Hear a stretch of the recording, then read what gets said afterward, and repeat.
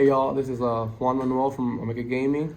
This past weekend I got second at the Canada Regional playing Brave Tenyi Swordsoul, and let's get into the deck list. So for the hand trap lineup, I played 7, being Triple Ogre, Triple Ash, and the 1 Moonlit Chill. I wanted to play more of these. I wanted to hard commit to it because it's a pretty good card in every matchup. It's just another effect veiler. But the main application is that you can negate a token collector whenever you go first, games 2 and 3. It helps you play through that. So that was pretty nice, but I hadn't tested enough with it. I still wanted to play it, but I didn't see it through the weekend, so I wasn't able to account for its testing. But in theory, it's really good. For the Tenyi package, maxed out on it. These are honestly the best cards in the deck. Vessel just gives you more combinations of 2-card combos where you can make your entire board, like Rock Rose, and a big Tenyi makes your whole board. This gives you more combinations of that, and it just applies so much pressure, giving you that +1 to extend with the Ashina, play through with a Vishuddha, or just add back with the Adara or the level 1 tuner. It just has so many applications, and I wouldn't go forward without playing these in the deck still. For the Swordsoul package, I played the typical Moye and Taye, but I added the Long Yuan, which people are iffy on. But personally, I think this card's mandatory.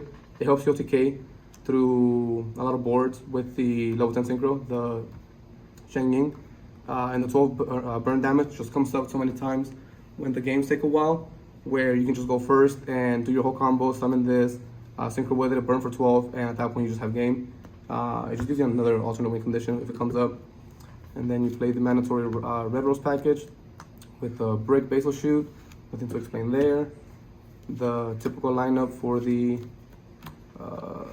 Adventurer package, again, nothing to explain. The second Fateful is definitely needed.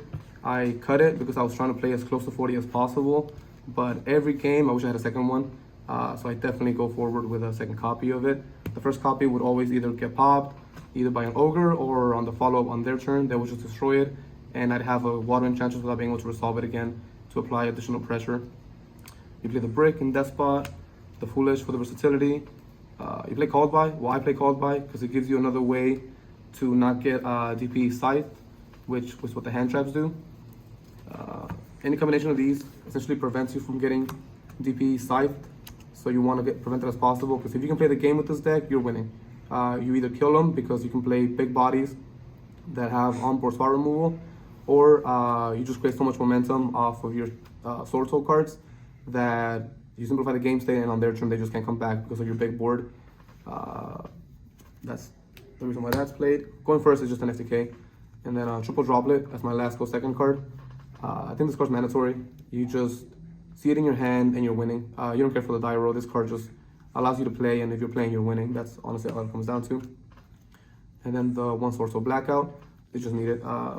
Again, you want to simplify the game state. If you go first, if you can resolve a Chi Zhao to add a Blackout, that means you probably got a hand trap, so you simplify the game state to maybe 4 or 5 cards in their hand. A Chi Zhao negate and a Blackout pop just takes care of the rest. If you have a hand trap, you usually win. So that's the main deck. I think it's 43 cards. I wanted to play 40, but it's not doable. If you play 40, you kind of maximize the odds of you drawing your bricks, and you start cutting good cards like the Fateful. So 45 probably seems about right. For the extra deck, play Double Monk. You're able to cut one if you are just a perfect player, but I'm not, and it's kind of hard to play with just one. The second one comes up in situations where the grind game takes so long for you to kill, or you make a misplay and you need the second one to recover from that. Double Hawk, pretty mandatory. Aurora Dawn, card's ridiculous. And for the Synchro package, play the Formula, so you can make play on their turn. Swordsoul package, Chi Zhao, just one of. Sheng Ying, you summon this card, you win every time. There's no way you're losing with this card on the field. Even if you just summon it without doing anything, every deck at the moment has a clause that banishes at some point. Eldritch banishes, Swordsoul banishes, the Pile deck banishes. This on Ford creates a really awkward game state to where the pressure just creates too big.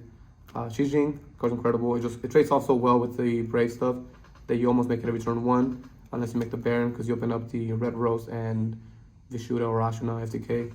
Otherwise, you just make these two for the most part. This comes up every now and then, but it's still needed. Herald for your play if it doesn't get interrupted. Yazi, Boxia, Draco Berserker. It's a pretty standard extra deck lineup, other than one card that I'm not revealing at the moment because I still have players that are going to go to the YCS, and that card was a significant advantage, so that's not going to be shown yet. For the side deck, play double Lightning Storm. This just covers any Rogue matchup, any Eldritch matchup, any Flunderies matchup. Usually if they shifter you, if you go second, you can just Lightning Storm and pass. They're not killing you for the most part. If you have a hand trap in hand, you can resolve it unless they are able to like combo their shifter play.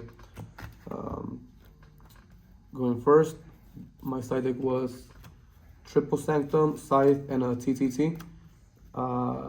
These cards just let you win going first, whether you pair them up with your combo because you didn't get stopped, or if they hand trap you and you're not able to resolve your full combo, you set one of these. They usually blow their ash on your Enchantress or your Foolish or your Vessel, so they don't have a second one to negate the Sanctum.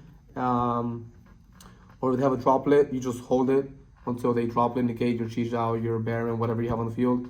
You play this and you blow them out, go to your turn, you kill them. Like it's a win condition. Usually you always resolve it.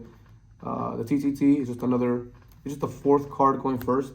The side deck is really tight because the metaverse is kind of diverse, and Flunderies just takes up so many spots in people's side decks. And yeah, not every card is applicable in the same matchup. So you want more cards. It's just a fourth additional card going first for any matchup. The double token collector. This card's ridiculous. You just set it in going first, going second, doesn't matter. You're able to turn it off with your own Chi-Zhao, so you can keep playing. And at the end of the turn, it's back on their turn so that they can't play. It's just a one-sided, like, almost Vanity Sentinels. That's ridiculous. Double Cyclone. Again, just more ways to interact with not getting DP Cyclock.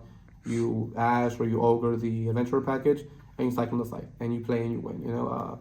And it trades very well with the Eldritch deck, the Cyber's Eldritch deck, which is why the hand trap lineup is what it is. This is the best card in the side deck, when the main deck for a hand trap. It trades off with the Adventurer, it trades off with a Hawk, it trades off with a Yasi to make a mistiming, it trades off with a Link Devotee, so that they're not able to do their whole play. They end up with like a Link 1 and some back row if they have it. So yeah, you just want combinations of cards. The driver for the Triple Gamma package.